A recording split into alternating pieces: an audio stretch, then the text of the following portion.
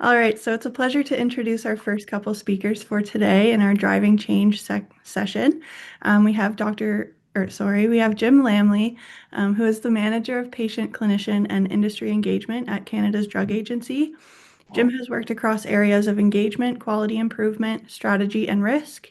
In his current role, Jim leads a team of engagement officers that bring the voice of interested parties to the many diverse projects of Canada's Drug Agency. Jim's career has spanned many areas across healthcare and business in the private and public sectors, connecting the dots from engagement, strategy, and tactics. So please give a warm welcome to Jim.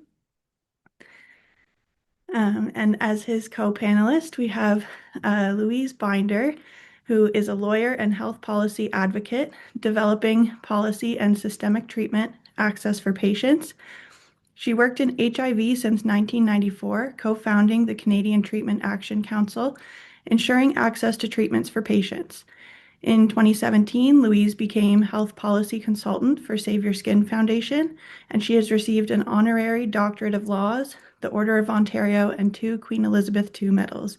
So I can't wait to learn from both of their perspectives. And yeah, welcome everyone.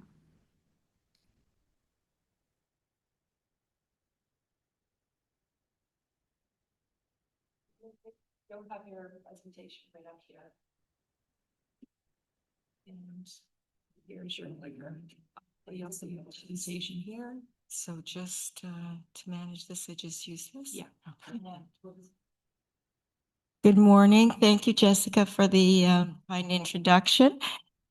Thank you to all of you who are in the room today and those online. I really appreciate the opportunity to share information with you that I've learned over the years, several years, about the healthcare system and particularly in relation to drug access.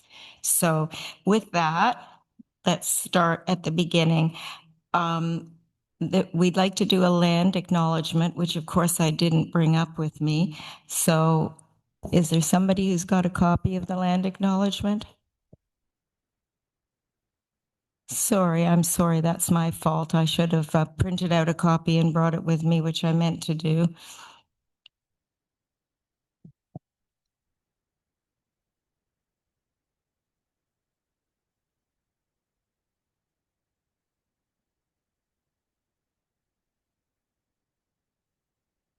Yeah, that would be good.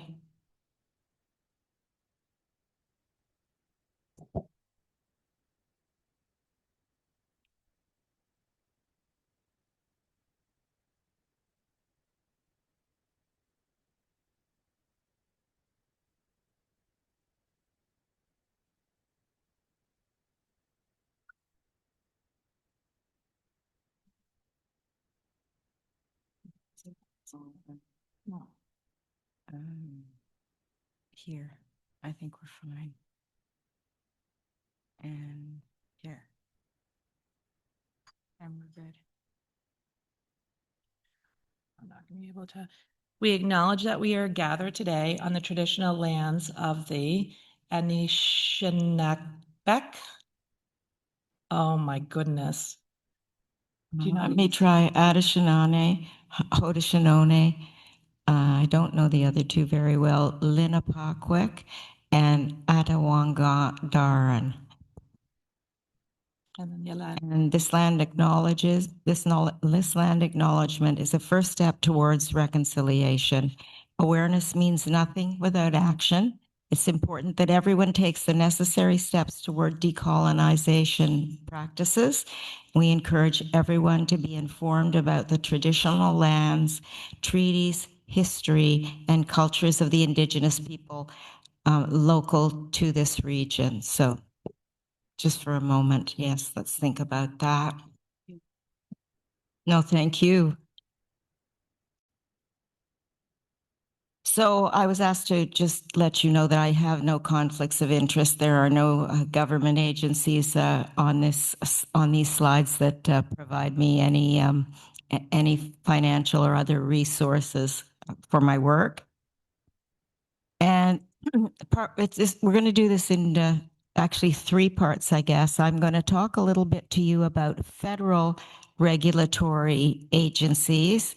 And then I'm going to turn over to my co-presenter to talk to you a little bit about a pan-Canadian, very important pan-Canadian agency that deals with drug regulation. And then we'll return to the provincial, pan-Canadian and provincial agencies that we have. And I'll also talk to you a little bit about some of the principles of advocacy and interventions in advocacy that patients can use through these agencies. So I always start with the principles of the Canada Health Act. And the reason I do is because, and this might be very controversial to my other presenter, but I don't think we follow any of the principles of the Canada Health Act in the way we manage health in this country.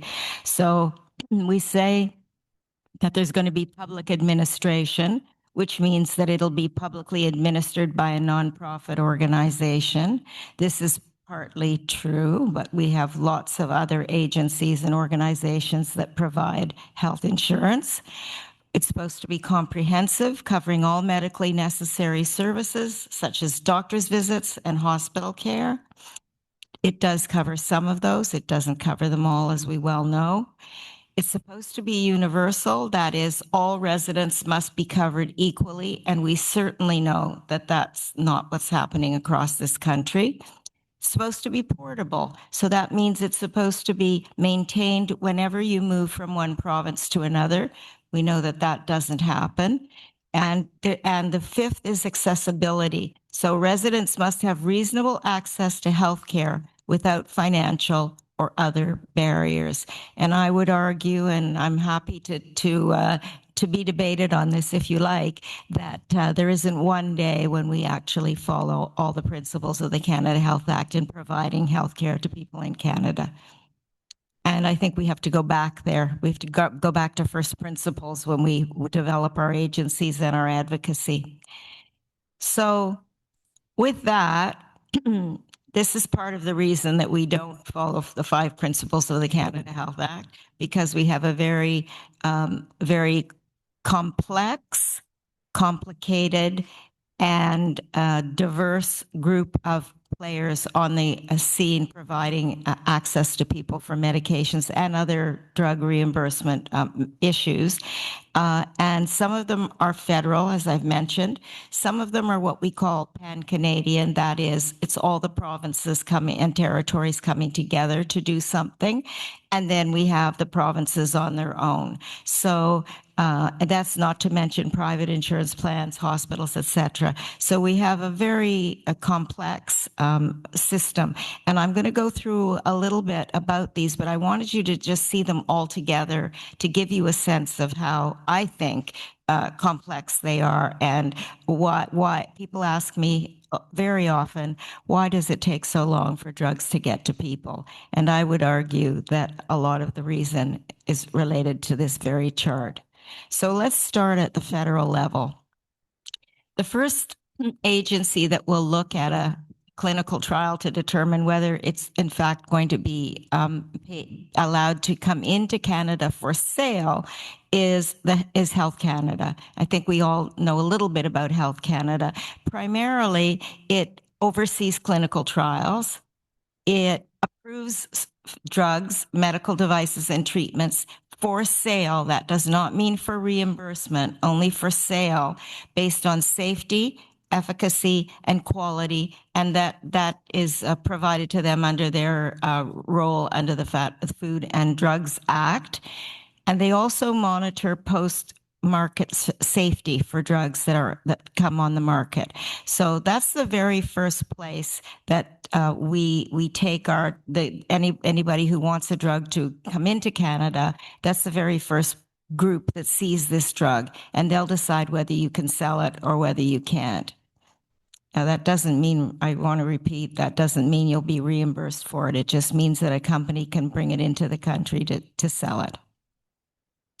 So they have a few different pathways to approval.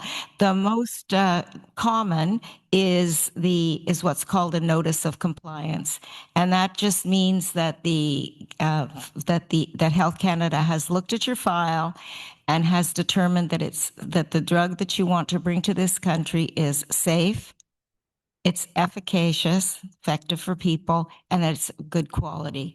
And generally, the target time for a normal notice of compliance is approximately 300 days. Fortunately, we've been able to bring a few other procedures into place from Health Canada that speed this up to some degree. The main one is the notice of compliance with conditions. And I was actually around at the time that this was brought in. It was brought in actually as a result of advocacy through the HIV community, and it's used very much in cancer these days. So this is primarily for phase 2 trials. That is, generally trials have 3 phases. So these are after phase 2 trials where they show that there's substantial evidence of clinical efficacy and a promise of confirmatory clinical benefit. So that means they look at the file earlier, and their target date for looking at a cancer, mainly a cancer file, and other drugs for morbidities and serious mortality and serious morbidities is 200 days. So we shave off at least 100 days there. They also have something called a priority review, which is for phase 3 trials, and those are with substantial evidence of clinical efficacy, and the target days to look at that file and approve it is 180 days. So our best case is 180 days for the very first agency to take a look at a file and determine that it can come into this country. I just wanted to mention something else because we talk a little bit about it. You may have heard of it. It's something called Project Orbis, and it's actually a very interesting project in which 6 countries, including Canada and the United States, and we're hoping that the United States will stay in this consortium, takes a look at a file together. So they split up the file, and each of them looks at different questions under the file and come together and make a joint approval for that drug. Now, that actually does also speed up to some extent a drug approval in Canada. So those are the processes that we have available to us under Health Canada to get a drug reviewed. And I just point out to you that there's a target of 530 days from a notice of compliance to the first provincial listing, rather than 980 days, which is generally for the launch of drugs. So we save 68 days under the Project Orbis process if it is used, if it's picked up. And by the way, it's these 6 countries that make the decision whether a drug will go through Project Orbis, whether an oncology drug will go through Project Orbis. So it could approximately take 600 days for us just to get through Health Canada in the worst case. The other federal agency is called the Patented Medicine Prices Review Board. And you won't have much to do with this agency, but it is important. It's actually the agency that decides whether a drug price that a company wants to sell a drug for in Canada is what is called excessive. And they determine that by looking at 11 countries, and they're listed there, and they take the median of those countries, price of those countries, wherever they've already been approved for sale, and that's the price at which the maximum price at which the company can sell the drug. So that doesn't mean that's what everybody's paying for it, as we'll talk about a little later when we talk about some of the pan-Canadian procedures that we have. But this is the price that it comes into the country at first. And the reason I mention it specifically is that although you'll see later, there are lots of reimbursement processes that reduce that price when negotiating with governments to pay for these drugs. The average person who does not have any coverage for any provincial or federal coverage for a drug actually pays this price. And this is the highest price that anybody will pay for the drug. So the people least likely to be able to afford it are the people who pay the highest prices for drugs in this country, which is why I always want to bring up the PMPRB, as we call it. So that's it for the federal government. And then we move over to pan-Canadian agencies that then take over after these agencies have had a look at the drug. The one thing about the PMPRB that I would say is that it doesn't hold up timing. It will continue to do its work, and the drug will continue to go through the other processes that I've talked about and that we will talk about while they make their decision. And if it turns out at the end of the day that the company has charged more than an excessive price, the company will actually pay the government back. I've always wondered what happened to all that money that they get back, but it's never been very well explained to me why we don't get it back in our drug budget, which is where I think it belongs. So that's what I'll say about the federal government, and I'm going to turn it over to my co-presenter, who's going to tell us about a very, very important pan-Canadian agency.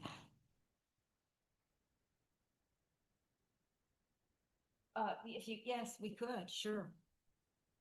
If you have any questions about this portion and you want to ask them now, please feel free to do that. Otherwise, we'll definitely have a general Q&A at the end. Might look better at the end after you've sort of seen the whole system. It'll give you probably some more questions to ask. But if there are any now, I'm happy to take them. Okay, over to you.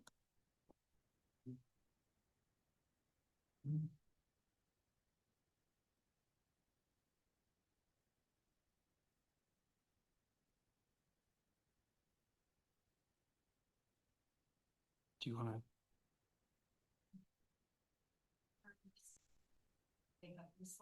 This is still part one. I don't know if you want to continue with PCPA, or do you want me to go to? Okay, great. We'll follow our script. Perfect. Great. Thanks, Louise, for that great overview. And again, my name is Jim Lamley. I'd like to thank Craig's Cause for the invitation to come meet with you. It's great to see everyone this morning.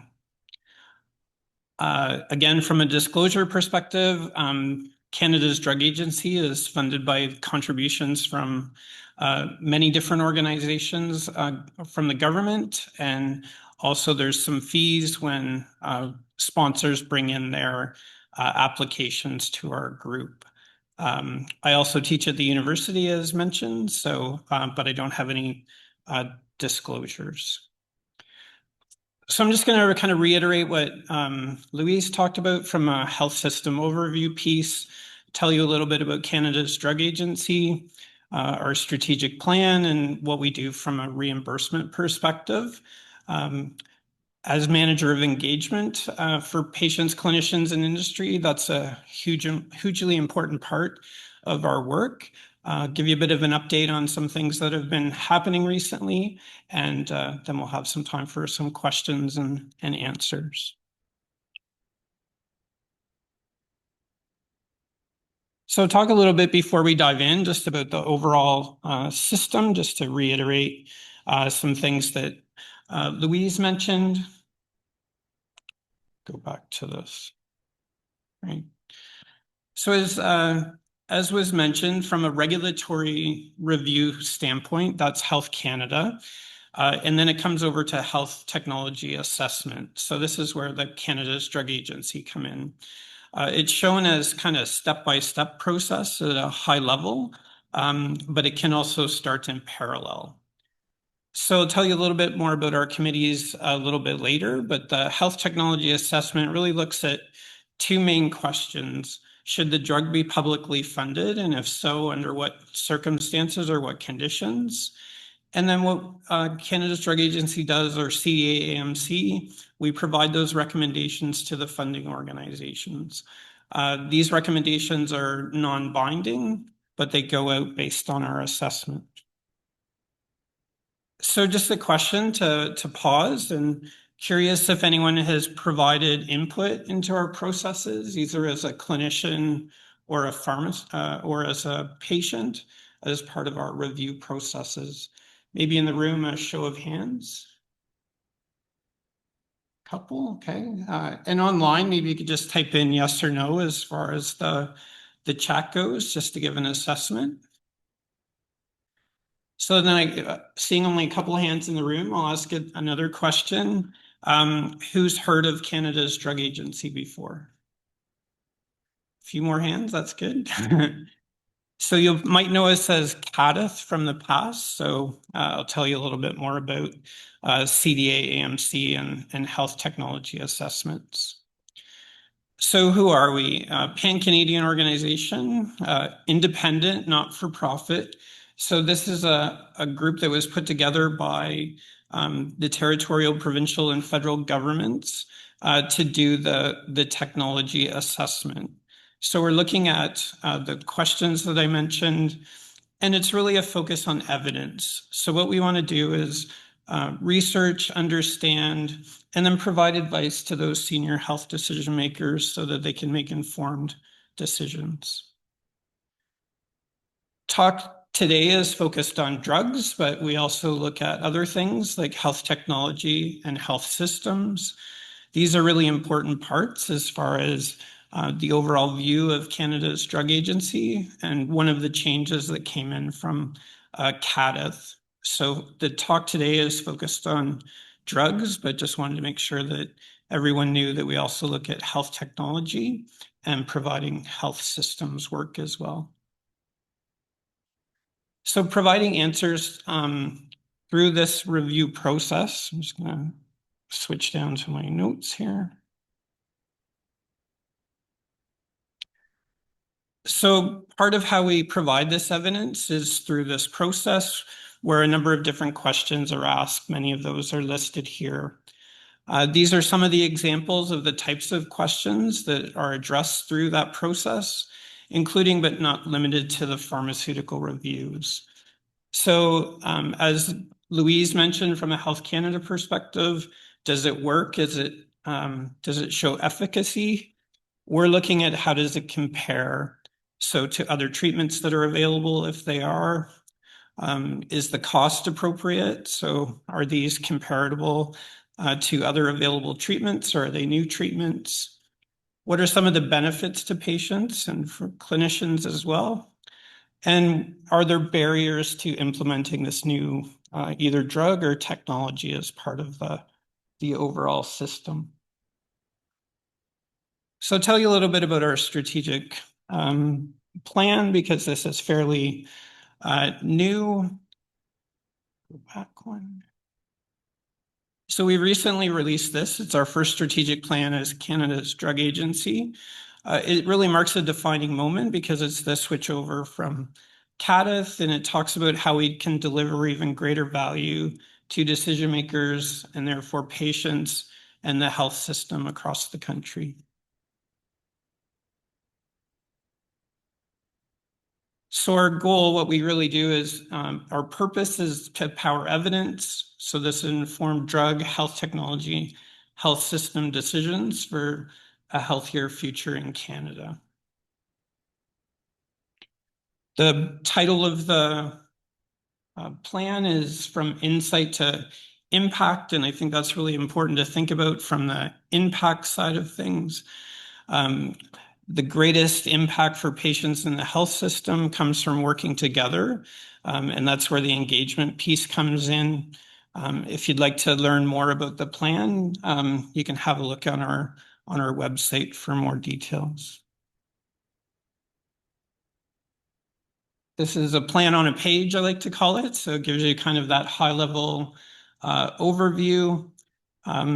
It really talks to the direction from 2025 to 2030, built around the priorities of anticipate, innovate, and transform. Heard this described much better than I'm going to be able to do justice to, but the anticipate is really looking for those insights to help decision makers across the healthcare system. We really do have a continuous improvement mindset, so looking to innovate so that we can really realize the full potential of the evidence that we provide. and the really impactful piece, the transform, to make sure that we're fully coordinating and making a difference in the healthcare system. Some of the key guiding principles are really how we do our work every day around excellence, agility. And we were talking earlier at the table, some of the key pieces from the engagement side of things are partnership and idea. So idea meaning inclusion, diversity, equity, and accessibility. We have a strategic partner within our organization that works on this, and we're across the organization really trying to find ways to diversify who we talk to, how we talk to them, and bring that important voice into our work. So I'll talk to you a little bit about the drug reimbursement review process.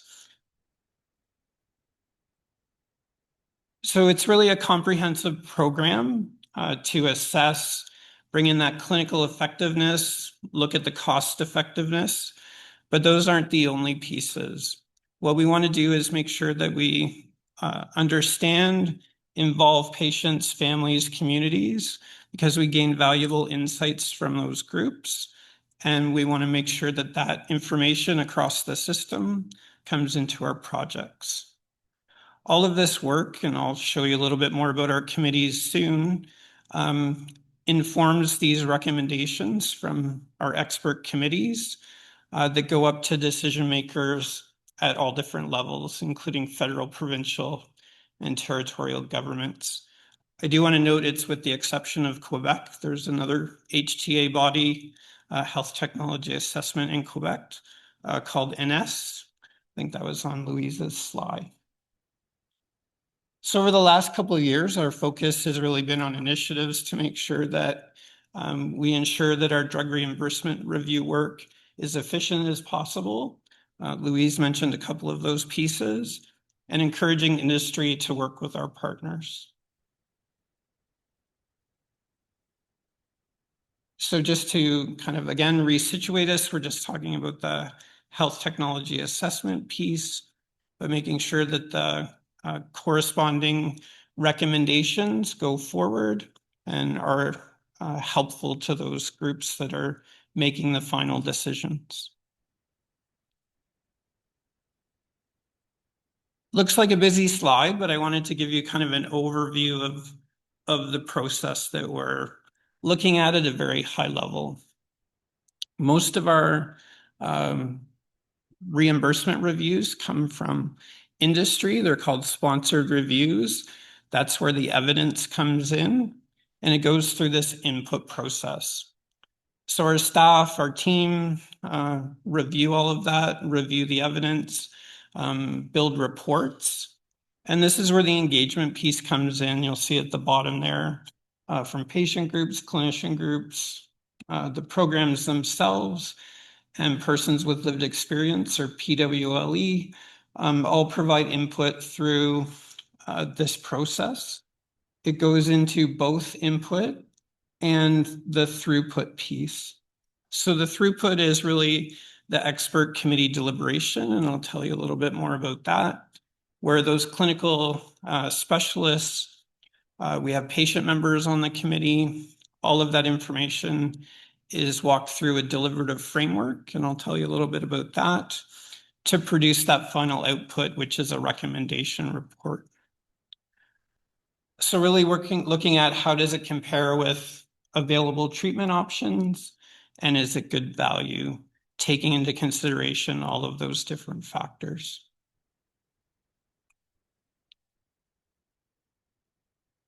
So the patient perspective, I know there's many in the room or online, is really outlined in our strategic plan. Engagement is the focus.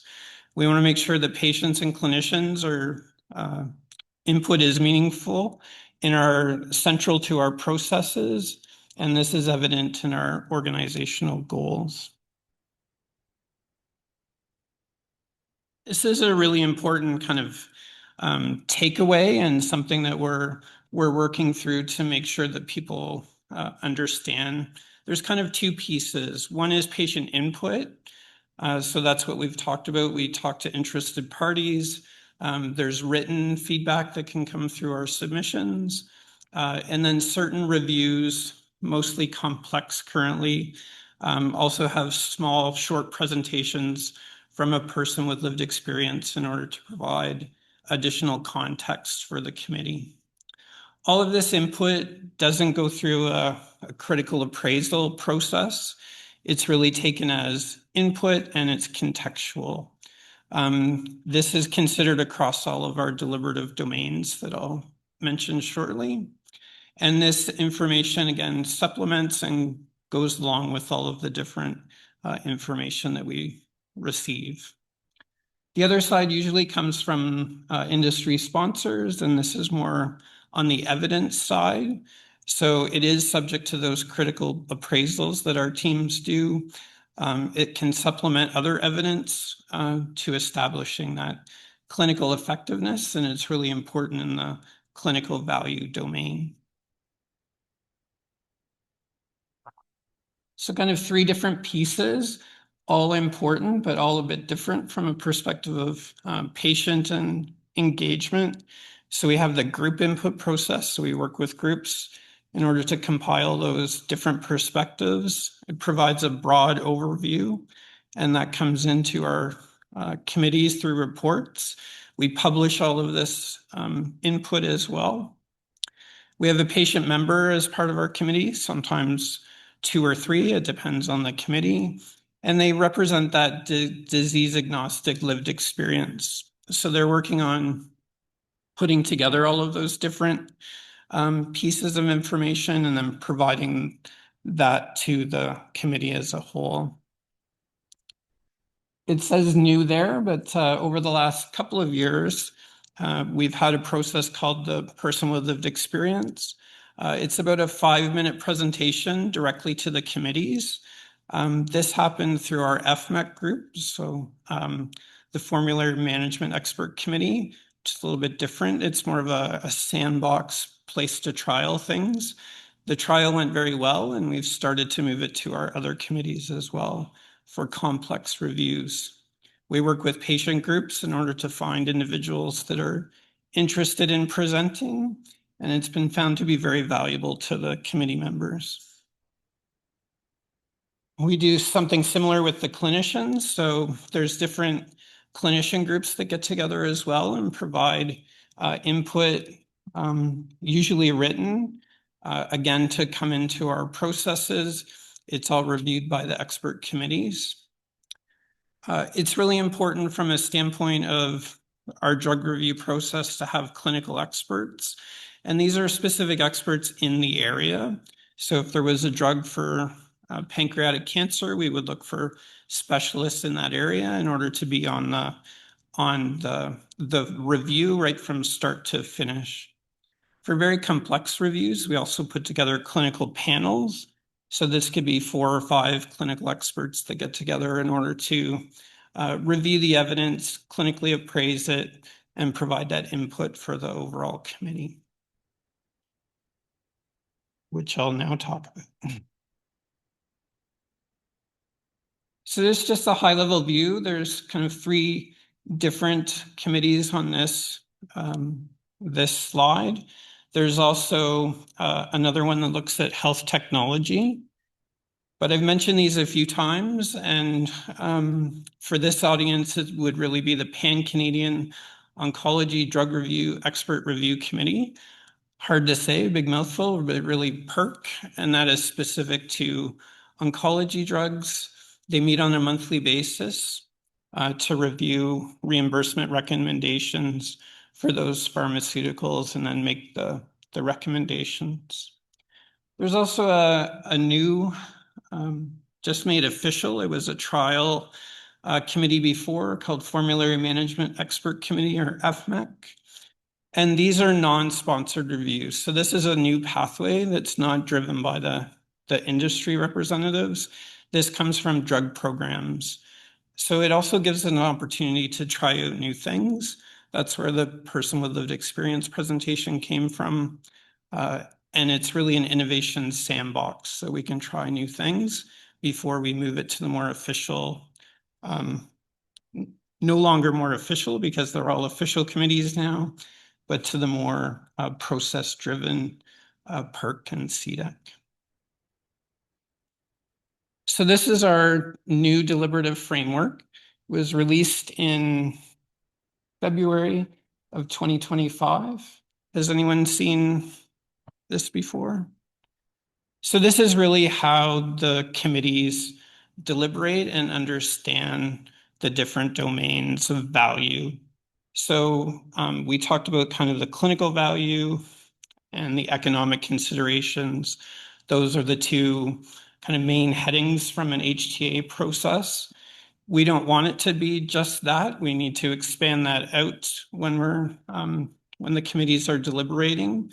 So we have these other domains as well: unmet clinical need, distinct social and ethical considerations, and impacts on the health system.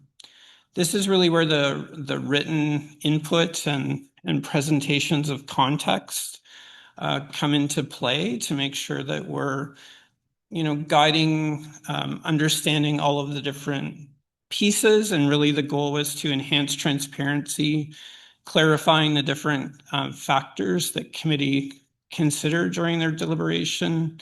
It offers more clear guidance on the input from interested parties, because this is the information that the committee needs. So when people are putting together the input, these are the factors that are most important for the discussion. It also helps guide our experts for those discussions across all of the different domains before they actually put forward a recommendation.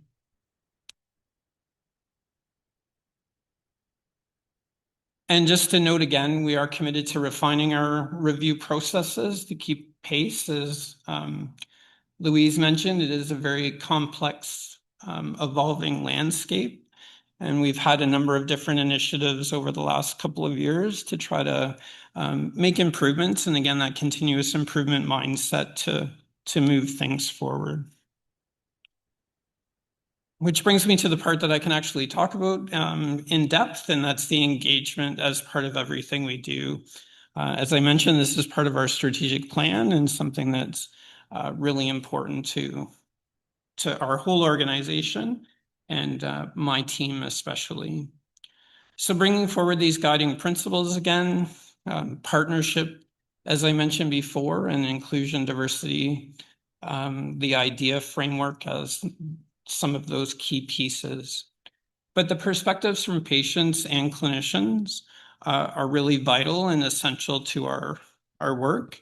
The meaningful involvement is something that we want to make sure happens, that it's not something that's just a checklist or tokenistic in any way. So we want to focus on these different pieces of input. And the committees have told us that really find it crucial to give that contextual, that context around the available evidence. So sometimes it's very clear, clinically great, economically great. The recommendation is fairly straightforward. That hardly ever happens, to be honest. It's more this context piece to bring things forward and inform the recommendations. So our engagement team, there's a director and two managers on the team. One focuses more on the territorial side of things, customer relationships, we call it. And then we have the patient, clinician, and industry engagement team. I'll just note that we call the groups we work with interested parties rather than stakeholders. And that's another step forward in our reconciliation, because the word stakeholder can be triggering. So if you hear the word interested parties or impacted parties, that's where that's coming from. So we work collectively to bring forward these perspectives, again, into everything that we do. This is a very high level view, but there's kind of two different pieces. There's the strategic piece, and we have a patient community advisory committee that provides that. There's 8 members. They're all patients or family members, caregivers from around the country. and they advise our work on a strategic basis. And we have the board and other advisory committees as well, and there's actually a patient member on the board now, so that's a step forward in the last year. More on the operational side, we have partners that sit on those committees, work together with other experts in order to bring information forward. And then we have individual contributors that maybe connect at not any less important, but connect only one or two times to bring their perspective to a specific piece. And the watch list is an example of that, where each year we release a health technology report on emerging trends, and we have patient contributors that impact that. That's where we work mostly with the patient groups and organizations who bring information and input through our drug reimbursement process. So just list a few different ways to engage, and we're always looking for patient partners to work with us, as well as clinical experts. So if anyone is interested in being part of any of these, you can reach out to me, or I have a slide on how to stay connected. But these are all really important places where I've mentioned the drug reimbursement process, but we also have written submissions. We have feedback on the reports we do, often have webinars, or you can be part of committees as well if you have time and ambition to be part of those. Just wanted to give you an update as well on a project that we've been working on over the last year. Again, a continuous improvement mindset, but updating and evolving the patient group input process. So as I mentioned, the input is highly valued to our group, and we realize that working with groups, it's requires a lot of time and effort, especially for those smaller or less resourced groups. Some feedback that we received is there's limited clarity on how that is considered within the committee processes, and it's not really aligned at times with the type of information that's needed to just support that decision making. Some of the objectives of this project were reduce the effort and resources required from those groups, increase that clarity that I just mentioned, and align the focus of that input to those pieces of the committee work that we're looking at. Really, our goal to make it easier and less resource intensive so that the groups that we work with can really bring that information forward, shape the deliberations, and then therefore the final recommendations. So a few things that we're working on, just to provide an update, are recommendation reports. So this should make it more clear how that information that comes in, that input, ties into the recommendation reports at the end. So these are being rewritten, and that's in progress. We're looking at making it easier, trying to decrease the effort and aligning those pieces to the deliberative framework. So we'll have some more information soon on how we propose to move that forward. And then we're advancing changes that we can by implementing some of the priorities that we've heard over the summer, finding ways to improve not just the information that we receive, but the communication and the guidance that we provide as well. And then making sure that the engagement methods are feasible. And I mentioned continuous improvement, but this is really a test and learn approach. And that's why we do some things in the formulary management group first. We can try it out. It has a little more flexibility before moving it forward. One of the things that we heard during the process of receiving input and engagement is that folks don't understand that entire drug system that we're trying to provide you in a quick overview today. Louise had a very complicated slide, and I'll admit it is a very complicated system. So hearing that, our system coordination group has put together a resource that should be coming in December that provides a freely available bilingual resource that better describes this entire system from start to finish. It includes key aspects of the drug system, the public plans, and how they all tie together. So to start, this will be for mostly the territorial plans and the government that's working with new members of the team from the government side. This is where this came from, but we will be developing some engagement to understand if that meets the needs of patients and clients, or if we need to alter those and make up different resources to support you as well. Another educational opportunity we have is a symposium. This happens every 18 months. And as you can see by the title, evidence and engagement are key pieces of this. It's a hybrid event that's happening in April, and we're taking some of the learnings from engagement to bring forward to this symposium as well.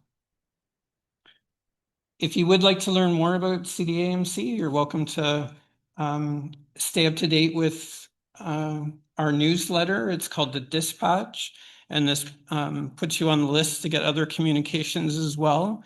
When new drugs or requests for input come out, those are all listed as well. So that is a way to stay connected, and hopefully there'll be additional hands in the future that are involved in our processes. If you'd like to stay connected, many different ways on social media, or you can also email me directly. I'll be around for the 2 days, so happy to answer questions or have individual conversations as well if you have anything you'd like to discuss. So I think we're on time. I'll pass it back over to Louise.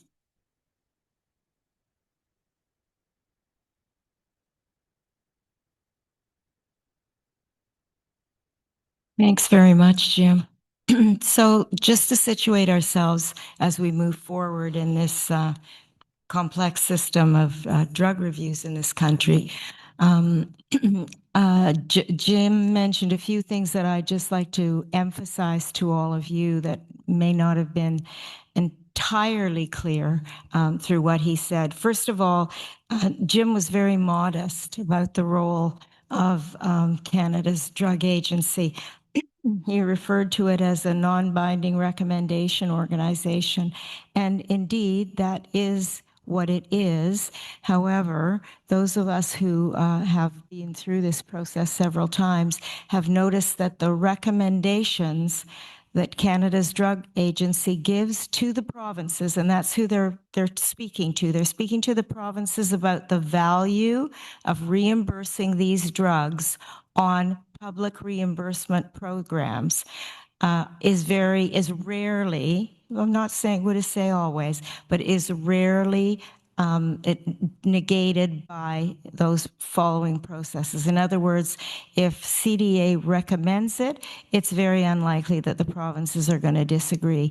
And one of the things that there are really 3 recommendations that CDA makes, and you correct me if I get these wrong, they can say to the provinces, no, this drug does not have appropriate value based on clinical and economic evidence, and which I think I would argue are the 2 most important ones in this process, as well as unlimited clinical trials, unlimited clinical needs, input on to health systems. In other words, how easy is it for these to get into our systems, and social and ethical considerations, which are very murky to us in terms of what they really are looking at there.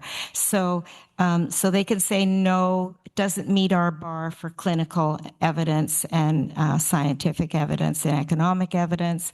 It can say yes, go right ahead. We haven't seen a yes, go right ahead for quite a long time, but maybe Jim can tell me that I'm wrong about that. But what we usually see is a recommendation from Canada's drug agency that the provinces should consider reimbursing this particular drug on its public reimbursement plans, which is, of course, what we all are hoping will happen. But there are conditions to doing that. And included in those conditions may well be, and often I would argue is, a significant price reduction from the quote sponsor. So Jim used the term sponsor, and that's who the sponsors are. They're the drug companies or manufacturers that are actually wanting to have the drug reimbursed on the plan. So we go from Health Canada. So Health Canada takes its time and looks at the file and says, yeah, this is a safe drug. This is an effective drug. It looks to be of good quality. And then the sponsor, who is the manufacturer, then puts the file in from Health Canada into Canada's drug agency and asks them to take a look and answer the question, would you recommend this to the provinces for reimbursement based on its value to the public reimbursement processes? So I think you're a bit modest about your about the amount of influence you have on this system, but you can disagree with me, I'm sure. No, I won't. Is this on? Yeah, sorry. Thanks, Louise. I won't disagree. I will, a little bit of a clarification, I guess. So it is the 5 domains of the deliberative framework that are important. Those are all discussed before the recommendations come out. There is probably more often the clinical or economic piece that has a larger impact, but all of the domains are very important. The other, I guess, clarification is there's 3 possible outcomes for the recommendations. Those are a suggestion to reimburse. Again, doesn't happen very often. I don't know the numbers, but there's usually some condition around that. So reimburse with conditions, and that can be a specific population. It could be those pieces around price reductions. Because again, the industry member or the sponsor is bringing those, the highest price possible. So if there's a comparator that's much cheaper, that would be a condition for reimbursement. And then the final one is a do not reimburse. And again, that's a recommendation based on all of the information that we have. There is a process for reconsideration if the drug company, the industry member wants to bring that forward to have it reviewed if there's new evidence or there's something different that they have that could change the mind potentially of the recommendation. So those are the 3 different options. So thanks for mentioning that. Okay. So who are they recommending to? As I mentioned, they're making recommendations to the provinces. And how does that work?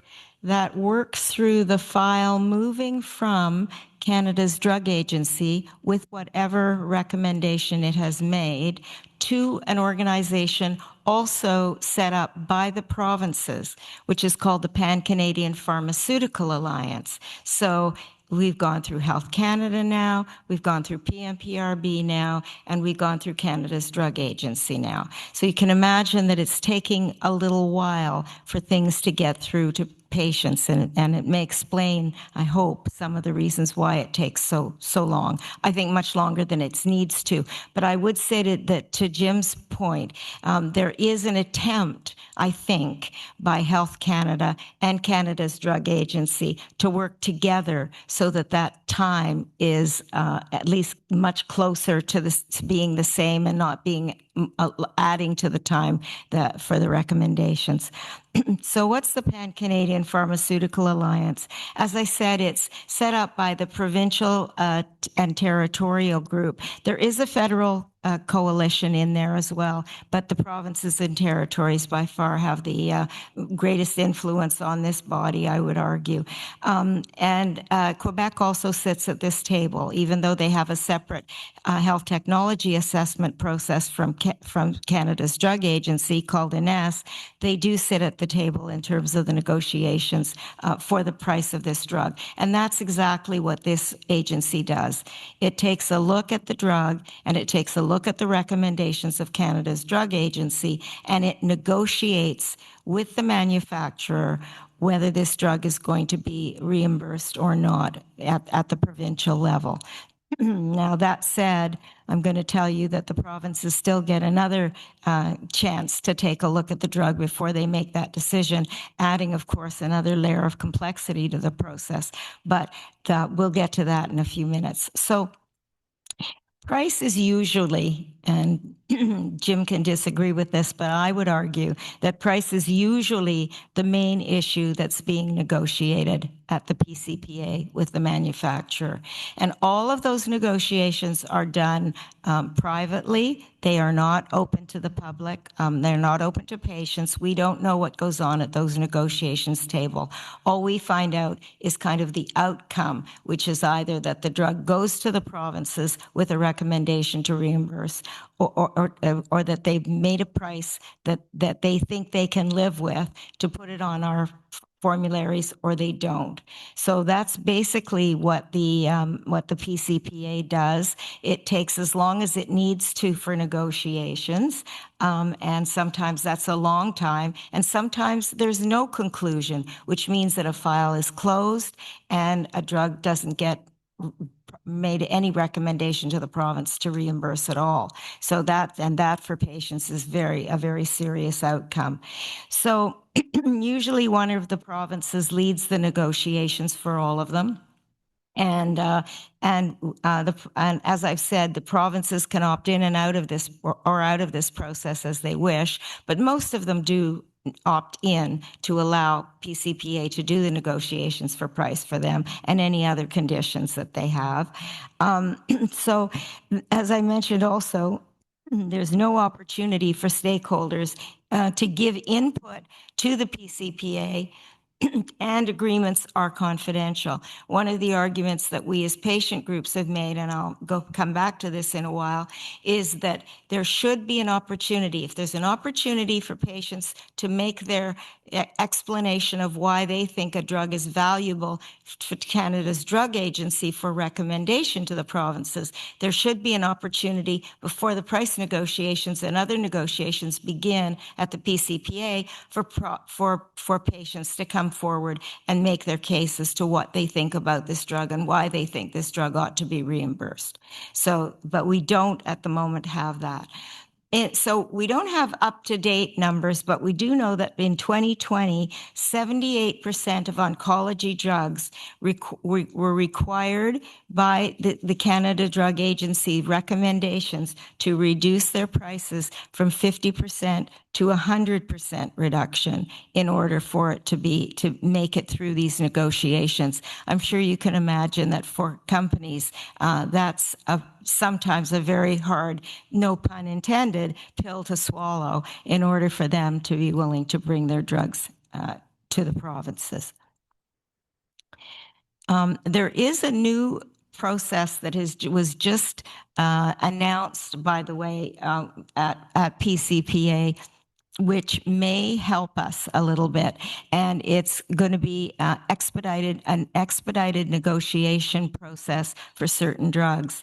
And if it goes through that process, and this is just beginning, so that we don't know really how this is going to work or not, there's a process whereby there's a total of 65 days through which these negotiations take place, and they go through the decision by PCPA to put it through this expedited negotiation process. Then the company and they put forward their first price negotiation or whatever negotiation changes they want from the manufacturer. The manufacturer has 5 days to respond with its counter proposal. PCPA has 5 more days to go back with a counter offer. Then the company has 5 days to go back with its counter offer, and that's it. There's 2 sets of counter offers in this case, and then PCPA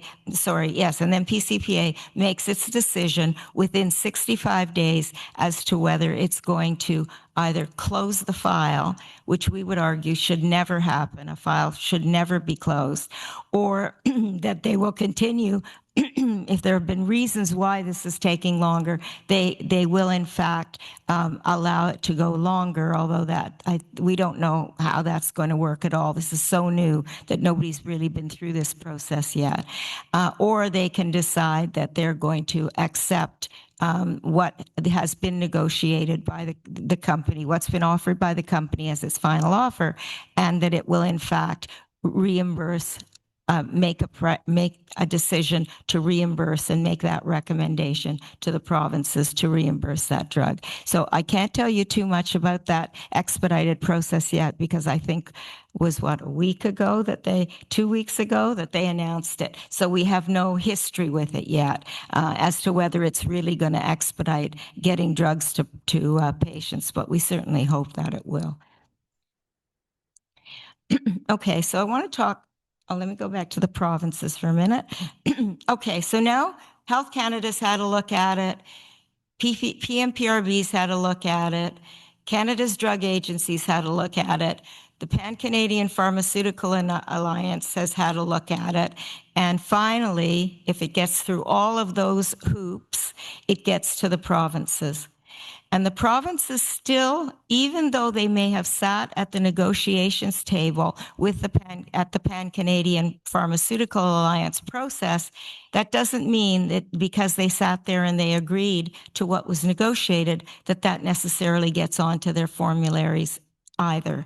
They may very well, each province will make its own decision as to whether it wants to reimburse that drug and under what conditions it wants to do so. And that, of course, is at the end the reason why we have such a patchwork quilt, as it's often called, of drug coverage across this country, because not every province at the end of the day agrees to put these drugs on the formularies, even though it's been through all these processes that it put together. And of course, one of the arguments that patient groups make is if you sit at the negotiation table and you agree to the price and the other conditions that have been promised by the company to bring this drug to market, you should reimburse immediately. And we should, going back to the Canada Health Act, have equal access across this country to drugs, not different access for different people depending on where they live.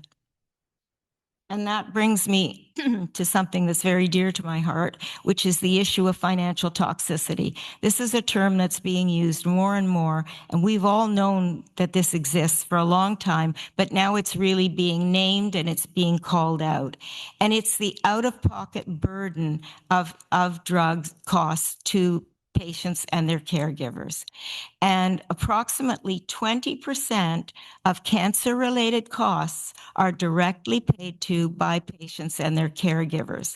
And remember, when I went back to PMPRB and we were talking about that, the price that the patient is going to pay if they don't get this drug reimbursed publicly and they don't have a private drug plan, if they actually have to pay out of pocket, they're paying the highest price for that drug in the country because they're paying the Patented Medicine Prices Review Board price, not a price that was negotiated anywhere along the line.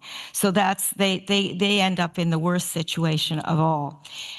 There are direct costs. We know about these. We know there are medical costs for other treatments that might be required, the treatments themselves, other treatments that might be required in order to be able to manage the treatments that's being reimbursed, other medications that they may need over the counter. We use lots of over the counter medications when we're using our treatments. There may be devices that we need in diabetes for sure, and in other disease areas, there are devices that are required. They are not paid for. As I said, other drugs may not be paid for that you may need in order to take the ones that are being reimbursed. And we often use supplements as well. And of course, as we know, none of those are paid for. So those are direct costs that come out of the patient's pocket. And even when the drug is covered, patients often have to pay copays or deductibles that they also can't afford. So those are the direct costs that come out of a patient's pocket, even when a drug is reimbursed at the provincial level. And there are a lot of indirect costs, and we know these. We know that people lose income. They lose income themselves when they have to take time off to go and receive treatments. And their caregivers may also lose time from work because they go with the patient to these appointments. There's reduced productivity. If you're not at work, obviously it's reduced productivity. It's not by any fault of your own, but that's in fact what does happen to companies. There's psychological impacts, and we know that the mental health system is so overburdened that the psychosocial assistance that people with serious diseases have are relatively not, they're not paid for, and they're not actually available to people, which is terrible because anybody who has a serious illness is going to need psychological support. And there's of course decreased quality of life. So, and that has a very serious implication for people as well. So those are the indirect costs that are financial toxicities for patients and their caregivers. The Canadian Cancer Society, with the Canadian Partnership Against Cancer, did a study in 2024. It was a special study, and they determined that approximately $32,778 in a lifetime is paid out by out-of-pocket expenses by someone. Can you imagine somebody who can afford that? Most people cannot. And actually, I would suggest that that's a very minimum average, and people pay many, many thousands of dollars more than that. Just think about the travel to get to treatments when you have to go out of province or even somewhere else in your own province. Imagine, I can barely pay for parking at the hospital. I mean, it's all these costs are not paid for by anybody, and I would argue that they should be. They should be part of the cost of reimbursing the drugs.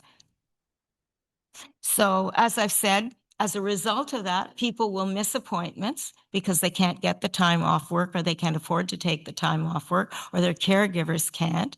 They skip medication doses, and we know that that's just simply not going to do. They don't fill prescriptions altogether. They just simply say, I have to choose between food and my prescriptions. I'm just not filling this prescription. We know the outcome of that. There's always a compromise between medical treatment and basic necessities. And that's simply, people should not have to decide whether they're going to feed their families and have somewhere to live, or whether they're going to pay for their medications. And there's a lack of access to treatment-related supports, as I've mentioned, such as simple things like appropriate nutrition. We always hear about how doctors tell people they should use, they would do better if they had appropriate nutrition, appropriate housing, etc. Well, that's all very nice to say, but who's paying for those? And it's the patient that's paying for those. So this is something about which I'm very passionate. The organization that I happen to work with, which is Save Your Skin Foundation, it's a national melanoma organization and other skin cancer organization. And I believe that we are the only organization in Canada, patient organization in Canada, and I stand to be corrected, that actually pays for patients' out-of-pocket expenses. And we've paid thousands and thousands of dollars over the time that our organization has been in effect in order to get people to treatments, to make sure that their families are looked after while they're in treatments, to make sure they have somewhere to stay, they're accommodated, etc. And really, it's unbelievable the amounts of money that we've had to pay. Not to mention the fact that we have to spend our time negotiating how to get them to these treatments and how to even get them into trials, if it's trials, or in to see a doctor somewhere to get these treatments. So it's really a serious issue, and I think it's one that we need to passionately start advocating to be covered in some other way than out of a poor patient's pocket. I always put this slide up because I think it's very interesting. We talk about social determinants of health. So what are they? They're things like housing, income, employment, social networks. These are all social determinants of health. And what have we determined? That actually 50% of what makes people sick is actually because of social determinants of health, not because of health in the health diseases or disabilities themselves. That's unbelievable, really, when you think about it. And only 25% is as a result of your health care. Of course, there is some genetics for some people that impact their health, and the environment that you live in, such as air quality and other environmental factors. So 50% of what helps you get a good health outcome is your access to social determinants of health. And I'm very passionate about this. Those of you who have ever been in meetings with me will know that I always stand up and talk about social determinants of health because they're so important. And they no longer just apply to people who are at the lower end of the income bracket. With the way things cost today, even people who thought of themselves in previous years as middle class cannot afford all the social determinants of health that they need in order to stay healthy. So we have systemic problems in getting treatment access. Primarily, it takes too long to get badly needed drugs to patients. And I would argue that that's because our system is far too complex. It has too many hoops to go through, and they take too long. And that's really one of the biggest problems. So there's been studies done that say that it takes an average of 598 days from Health Canada approval. And remember, Health Canada approval can take up to 300 days. So think about the time that it's taking to actually get a drug on the first public reimbursement plan. It's really shocking. And we stack up so poorly against other countries. We should really be very embarrassed. We're 19th out of 20th in the OECD countries for bringing access to patients. So only 65% of new improved medications are approved for public reimbursement in Canada versus 95% in 2 years in other countries. That's just unacceptable. It's also unacceptable that the Pan-Canadian Pharmaceutical Alliance at the moment takes at least 0.35 months on average to negotiate a drug. Now, I'm hoping that this new expedited process is going to change that, but we have no idea whether it really will or it won't. Time will tell. And it takes at least 3.5 months on average for a new medication to be listed on half of the provincial public drug plans in the country. Why aren't they being listed on all, and why aren't they being listed immediately that they're negotiated by the Pan-Canadian Pharmaceutical Alliance? I don't understand that, and I don't think we should understand it at all, and I think we should advocate against it. So there are some, I want to give a bit of credit to the government. I don't give a lot, but I'd like to give them some. At Health Canada, I mentioned Project Orbis, which does speed up the negotiation to some extent. There is a process called Target Zero, which is working with Canada's drug agency to try to make the time that they both approve drugs equal. In other words, that there's no difference between the time Health Canada approves a drug and Canada's drug agency makes a recommendation, a non-binding recommendation. I want to be very careful about that, to the provinces to move forward with the drug. And they do have the accelerated access program, which I mentioned, and sometimes that will speed up a drug as well. Canada's drug agency certainly is working, and we've heard a lot about that from Jim, and I appreciate him taking us through that. They're trying to find fast-track systems, and they have one called time-limited reimbursement pathways, which allows companies that have gone through phase 2 trials but have to actually get time-limited reimbursement after phase 2, as long as they promise to do phase 3 trials. We can talk about this later. There's probably not enough time for me to explain all the reasons why that's not a very workable process for the companies. And in fact, I think only 2 drugs have actually gone through that process. So that's not very satisfactory. And they do now accept what are called rolling reviews, which we've asked them to do for 25 years. And I know that because I've been doing this work for 25 years. So it used to be that they would wait until all the information that the company wanted to put in to get approval was in their hands before they would even pick up a file to look at it. At least now they're allowing the companies to bring their evidence in as it becomes available, so that they're at least looking at it as the evidence comes in, and it takes at least a little bit less time for them to approve a drug. I'm going to mention an S because I wouldn't want people to think I don't remember that there's another HTA process. And they use something called a promise of value HTA recommendation process.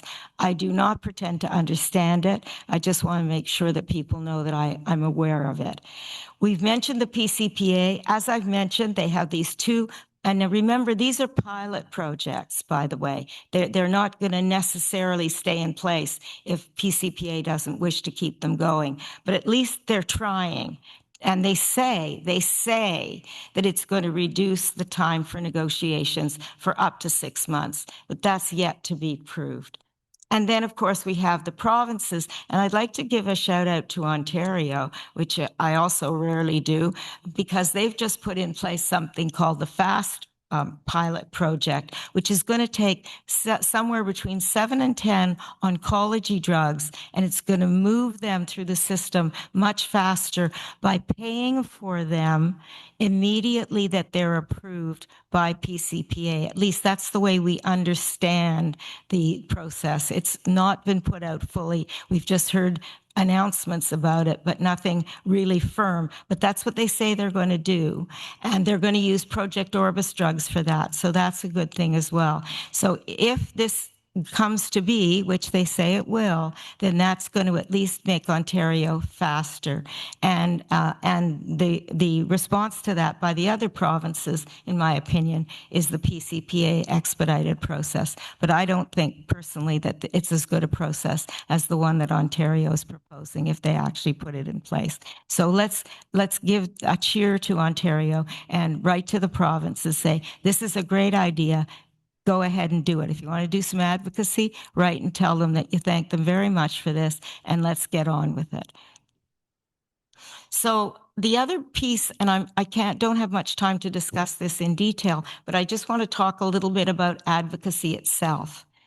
So people think that advocacy is some kind of a magic potion. It's not a magic potion, and you don't have to be an expert. Everybody does advocacy every day. You do advocacy when you negotiate with your bank for your mortgage. You do advocacy when you go into your doctor and you want to get something from your doctor. We use advocacy in our daily lives all the time, and it's a tool. That's all it is. It's part of a toolkit, and it includes a number of elements in that toolkit that people can use. So there's nothing magical about advocacy, and all of you in this room are advocates, whether you call yourself that or not. I know that you are. So there's different types of advocacy. There's self-advocacy. That's, as I mentioned, you go to the bank and you're trying to negotiate for your mortgage. There's individual advocacy, where you, as a caregiver or someone supporting someone, advocates for that person. There's group advocacy, where perhaps a whole cancer group, like pancreatic cancer, negotiates as a group for something that group of patients needs. And then there's what we call systemic advocacy, which is the kind of advocacy that I generally do, which is talking about policies and why policies need to be changed. And I'll talk a little bit about those last 2 now. So as I've said, group advocacy is where a group of patients need the same thing, and they advocate together to the decision maker and the influencers to get that. And systemic advocacy, as I've said, is where you want a goal to change policies or laws or regulations. Systemic advocacy, one of the things that came out of systemic advocacy was the Pharmacare Act. Whether people like it or don't like it, I personally like it. It is a systemic negotiate. It is what was systemic advocacy did because it was available to more than one group of people. So I'll leave this with you. I know you're going to get copies of this. This is something that a colleague and I put together. We thought it was very clever that it could spell practices, and it's really the steps. This is just the steps in any advocacy you're doing, whether it's advocacy for yourself or it's advocacy for other people. So you identify what's needed, you do the research so that when you go in to make your case, you know everything you need to know so that they can't say, well, you didn't look at this law, or you didn't look at that regulation, or you didn't think about this. Do your research. It's probably the most important part of it. Then, of course, you want to do an analysis of the research, and you just, from other sources, there'll be newspaper reports, there may be op-eds that people have written about this that you want to also understand because it explains people's opinions about it. Then you go back to the group of patients that you're advocating for and you say, okay, this is what you've told me you need. This is what I found out. This is what I'm recommending you do. And then they will tell you whether they need that and they want that or not. And the main thing to remember about advocacy is when you're advocating for somebody other than yourself, it's not about what you want them to want, but it's about what they tell you that they want, whether it would be what you would do or you wouldn't do. At the end of the day, it's what the patient wants that you're advocating for. So then you target the decision makers and the influencers and your opponents as well to see if you can change their minds to be people who support what you want. And you get ready for meetings. Generally, advocacy starts with letters and meetings, and hopefully you get meetings to get these influencers to change their mind or do what you want them to do, the policymakers. So you prepare your case, you get your supporters to go into meetings with you if you can, you keep notes of everything. Absolutely keep notes of everything. And one of the most important things that you should always remember is start with the first person who's the decision maker. Never jump above bureaucrats, for instance, to go to politicians before you've gone to those bureaucrats. You're going to be in a lot of trouble that way. The bureaucrats are going to be angry. The politicians are going to send you back to the bureaucrats who are now angry at you because you didn't come to them first. And it's really going to hurt you. So always follow the chain of command of decision making when you're doing your advocacy. And maybe the most important thing of all is to be persistent. You can't write one letter to a decision maker and say, could you please do this? And if you don't get an answer, or you get what the usual answer is, some polite, thank you very much for writing to us, we'll take this under advisement. If you stop there, you'll never get anywhere in advocacy. So I always say to people that if you do advocacy, it's not for somebody who needs instant gratification. If you need instant gratification in your work, do something else. Don't do policy advocacy. So you're advocating to influencers like CDA and NS. You're advocating to decision makers such as PCPA, although they don't give us a real process for that. We can still go into those decision makers whether they want to hear from us or not. They can't stop us. As I mentioned, the bureaucrats. And the bureaucrats are really, in many ways, the most important people because all politicians change every 4 years or so, and sometimes more often, but the bureaucrats generally stay there, and they're the ones who do most of the decision-making and recommendation-making to the senior decision makers in all of this. So you really don't ever skip the bureaucrats. They're very important. Politicians, we know, ministers of health, ministers of finance, we often forget those, and innovation ministers. These are important. You should always keep them in the loop as well. And if all else fails, then you use media. You use social media, you use print media, whichever type of media works for you. Social media is, of course, these days very effective, but also print media continues to be very effective, even though we don't have much of it anymore. So this is a list of some of the engagement opportunities that we have, and Jim has gone through a number of them that are available at CDA. I would argue that it's not as easy as knocking on Jim's door to get engaged with these processes, but now that he's offered us his assistance in getting involved in them, then let's knock on his door and let's see what he can do to help us get into these processes so that we can make our voices heard.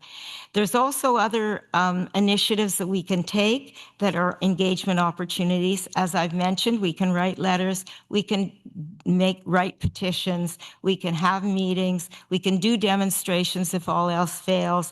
And another thing is get in there at election time. That's when you often get the most promises from politicians, is at election time. And then if they make you a promise at that time and they become elected, you can actually try to hold them to that promise. And I say try to because it doesn't always work nonetheless, but at least you've had that done.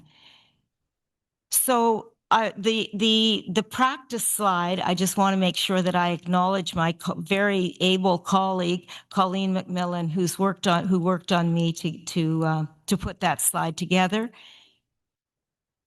And if you want to get in touch with me after today, those are my coordinates, and I'm certainly always available to people by any means you want to reach me if I can be of any further assistance to you.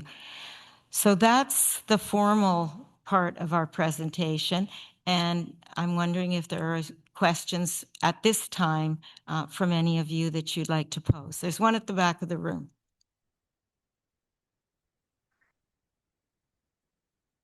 Jim, you should come up here too. It might be for you. Oh, you've got one. Okay, thank you. Louise, thank you very much for your presentation, and Ken as well. Question about Orbis. You had mentioned Yes. there were 6 countries that were working together. Yes. And sharing information to streamline the process.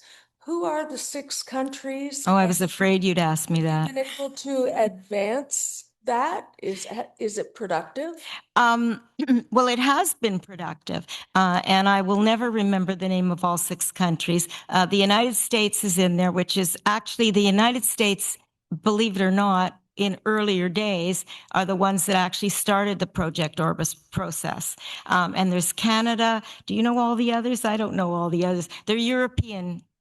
4 other European countries that are involved in Project Orbis. I'm going to say France, Germany, I'm going to say Sweden, and I'm going to say the UK. And you can prove me wrong, but I think those are the 6. And yes, it does speed up the process because they split up the file. So somebody's looking at the safety stuff, and somebody else is looking at the efficacy stuff, and somebody else is looking at the quality stuff. And then they bring all their information together, and hopefully, and usually, it does save us some time, but it doesn't save us as much time as we'd like because Canada still makes its own decision. Even if Project Orbis recommends something, Canada still looks at that file and can still decide not to go ahead with the Project Orbis recommendation. So sometimes it works and sometimes it doesn't.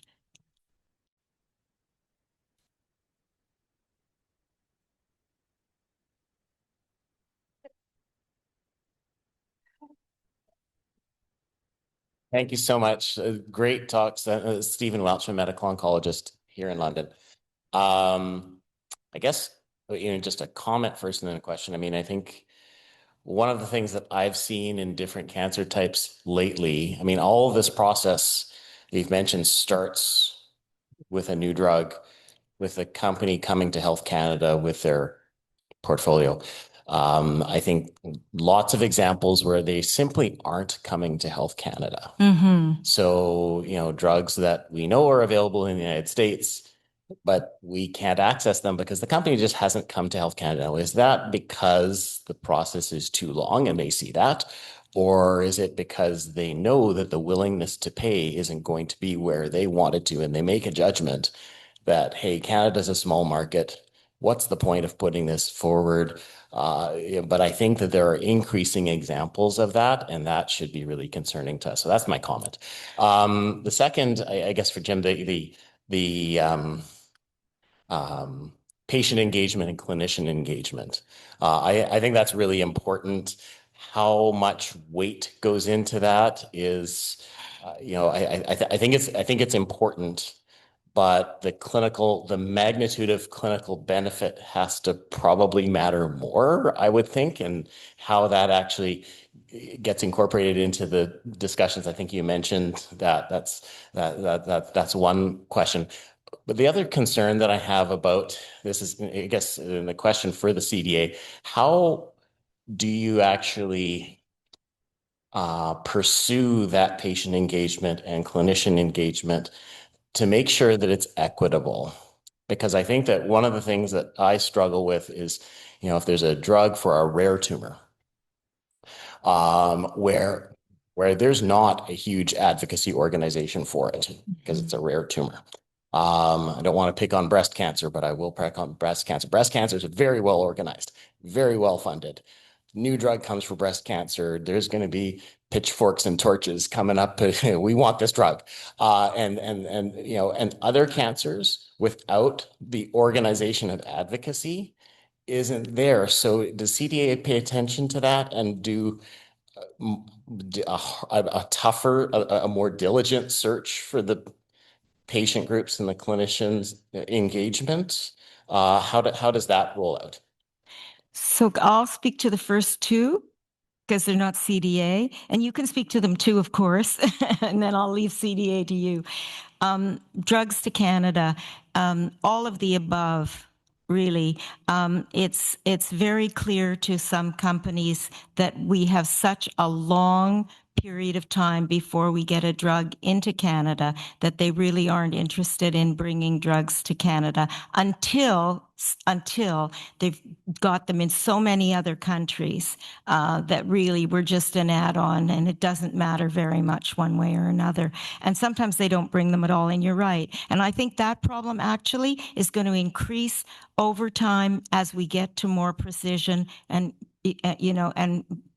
precision medicine. So we're really going to have a lot of more problems coming up. I don't think this problem is going to go away. I think it's going to increase. And we don't get enough, and that also relates to why we don't get enough clinical trials in this country. Companies don't want to bring clinical trials to a country where they don't think they're going to be able to sell their drug. It's just as simple as that. So that I think is, I think our review systems and our approval systems are hurting our opportunity to get clinical trials into this country as well. So it's all of the above. Patient engagement. I would argue that economics always trump everything else. Excuse the pun. But they really do. And now we're in even more trouble because speaking of Mr. Trump, he has now put into place something called the most favored nation policy. And he's going to, we don't know what that's really going to do, but he says that it's related to companies that have the lowest prices for drugs in the world, and that those countries are somehow going to be favored by the United States in some way in terms of pharmaceuticals. We really don't know what that means, and I'm not sure if he does really either. But it's causing the pharmaceutical industry to be very worried about what they're going to do, and they're kind of frozen a bit in time as a result of that. So yeah, Jim may say different, but I would argue that clinical and economic far outweigh any of the other factors. I've rarely seen a patient engagement recommendation change the decision of CDA. It has on a few occasions, I will say, but that's really very rare. If they don't like the price and they don't think the clinical evidence is there, it's not going to work. Yeah, thanks for the question. I think the clinical evidence is really important, obviously, as well as the economics, but the whole purpose of the deliberative framework was to make sure that everyone knew that there's all of these different pieces that are very important. We were joking a little bit yesterday about a question like this came up around weighting. There is no weighting. The committee deliberates on all of the information. The person joked like wink, wink. There is no wink, wink. The committee reviews all of the information in that context, especially in the Canadian system is really important so that all of that information is viewed. If someone has a drug for, $1 million or something, obviously the economic piece is going to be part of the decision, but it is the overall piece. You raised a really interesting point around engagement, and that's something that everyone struggles with around who we're engaging with. It's mostly through patient groups, so outreach in order to find the different people that can provide that input. The complex reviews for rare drugs, that's where something that a person with lived experience. So we're working with groups to find someone who can do the presentation and again, bring that context. It's just part of the overall puzzle. The written is still important, but that's something that one of the steps that we're taking, we're working with an Indigenous consulting firm in order to try to find community voices from that perspective, because it takes a long time and we're working on it, but it takes a long time to build those relationships. So in order to do that, we're working with a consultant, and we have strategic partners within our organization that work across. But in our input sessions over the summer, even patient groups themselves mentioned the struggle with finding diverse populations. So that's something that we're all working together on. So just another shout out to CDA. They are in fact doing a lot more open consultations with patient groups than they have in the past, and we really appreciate that. And the question is, what happens after that? But at least they're consulting us, which is a start for sure. And the other thing I didn't mention to your earlier question, something else that is often not paid for and is really a big problem in personalized medicine is the issue of genetic and genomic testing. And, we really need to have, that's another advocacy area for us. We need to have those available to people so that the people who really are going to, do well as a result of this drug do get the drug, and those who don't. There's no point. Nobody wants to be, I argue this all the time, nobody wants to be taking an expensive toxic drug if the truth is it's not going to do them any good. They're better to know that and move on and try to find out other options for themselves. But the converse is also true. We want to make sure that people who really will succeed on these drugs get them and get them as early as they can. So this is a big area that we're very concerned about as well. Yeah, Ken Leslie, I'm a surgeon. So the oncology drugs are a huge cost to the system. And, Ontario is spending over $1 billion, and year over year, it's going up like 12% compared to just healthcare at 2.5%. And if you're telling me that the provinces are negotiating with you and agreeing on all the price, but when they get back to the province, they're not paying for it, and we get this patchwork, that tells me that negotiation's wrong and it's not working. Because if they've agreed to a price, but when they bring it into their own province, they're saying, we're not going to pay for it, something's wrong with that. And if it's the same price forever for that drug, that's a problem.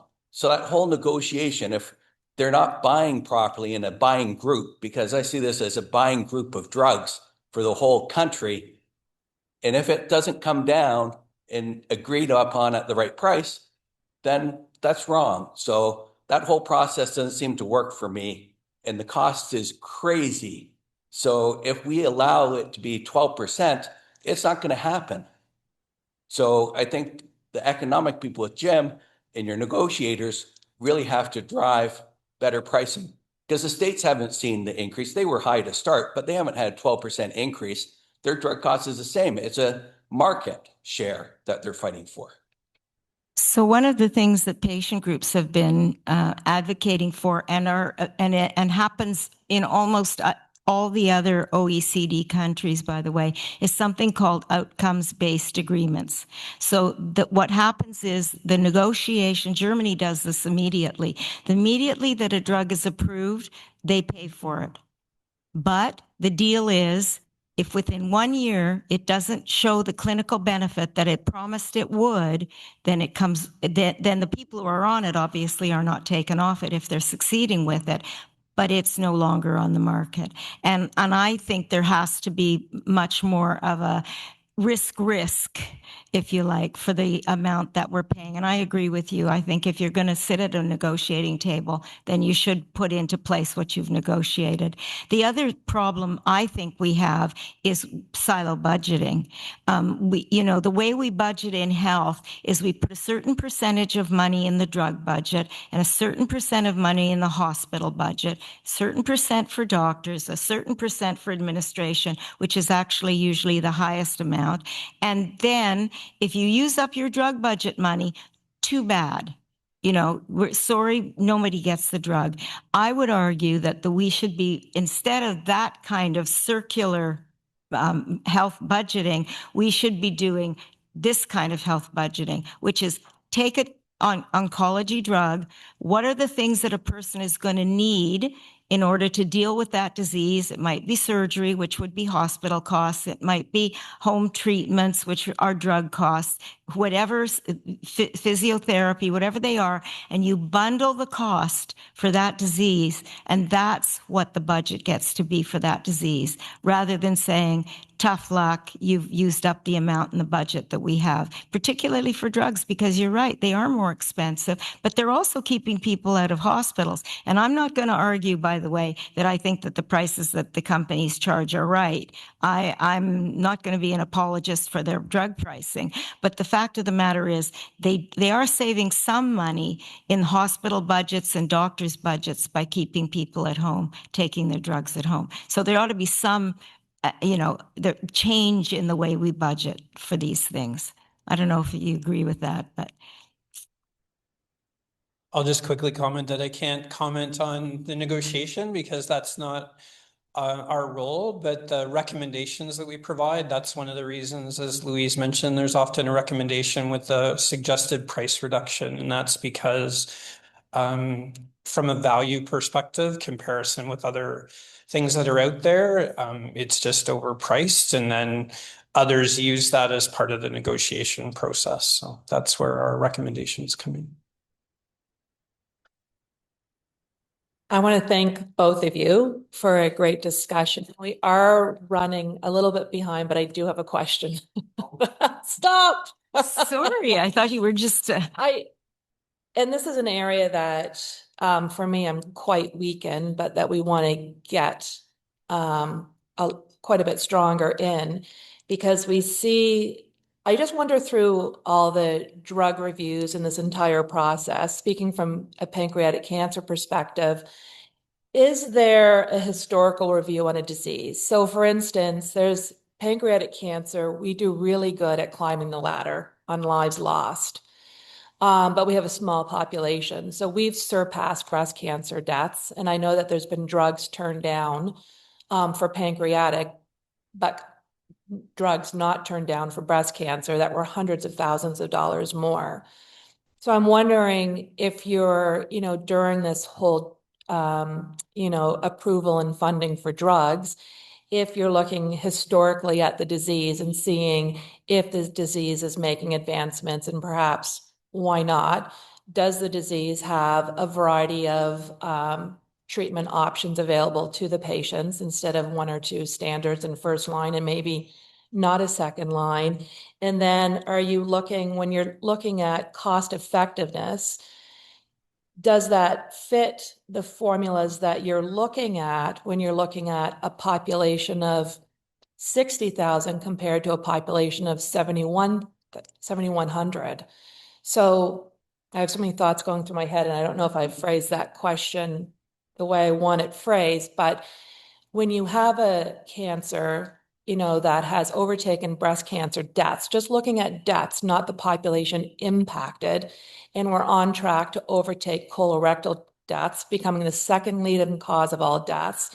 we've seen minimal advancements since 1998 in the treatment options and mortality rates. We've seen some, and certainly since my father passed in 2006, I've certainly seen more interest in research and clinical trials, but significantly less than other cancers. So during these reviews, are you looking at, one of the cancers that's the most deadliest? Because right now it still appears to me that we have less treatment options than a lot of other cancers with bigger populations. So does the population size and I guess the life expectancy work into that formula of approvals? Yeah, so thanks for the question. I know it's a difficult topic, and I can't speak to the specifics of certain reviews or kind of what's happened, and I can give you sort of my opinion from the engagement perspective. A lot of the information comes in through that evidence piece, and it kind of depends on what the drug company or what the sponsor has put forward.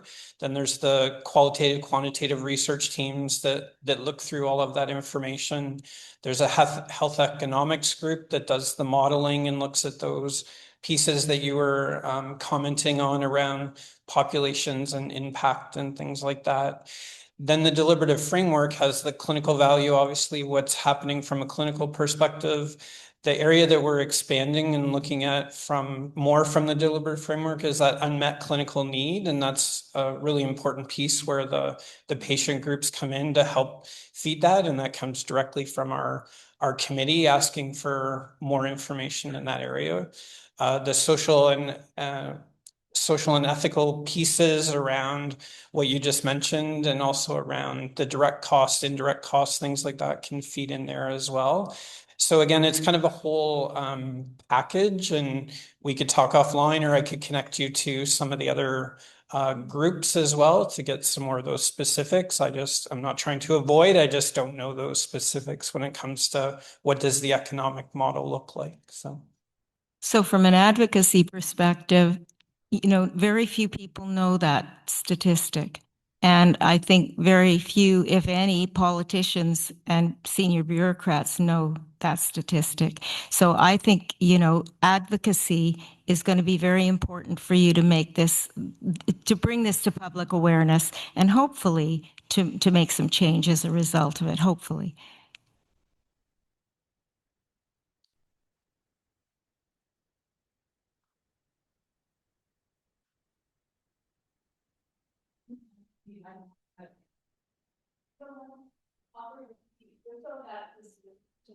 Can also hear. Hello, I'm a patient advocate, so I really appreciated this conversation. I am one of the lucky ones. I'm a 5-year pancreatic cancer survivor with almost stage 3. But you'll hear a lot from me because I'm very passionate about this. I'm also an ongoing caregiver. My sister passed away from pancreatic cancer, and 2 of my coworkers. But I wanted to talk mostly to Jim. Sorry to put you on the button here. When you talk about economics, I always wonder whether or not economics are looking just at the cost of the drug, or we're actually looking at the cost of the life, and the full economic benefit of keeping myself alive versus the cost of a death or the loss to the whole province of Canada, as well as far as the economic loss of that individual. So that's one thing. And the second thing I wanted to bring up was wondering whether or not when you're looking at health systems, you're also looking at supply chain. So there was a lot of costs that I had to go through, along with having both my lungs impacted from side effects of the drug. But now I am very dependent on Creon. And it came to a great surprise to me just recently, just a month ago, when I couldn't get Creon.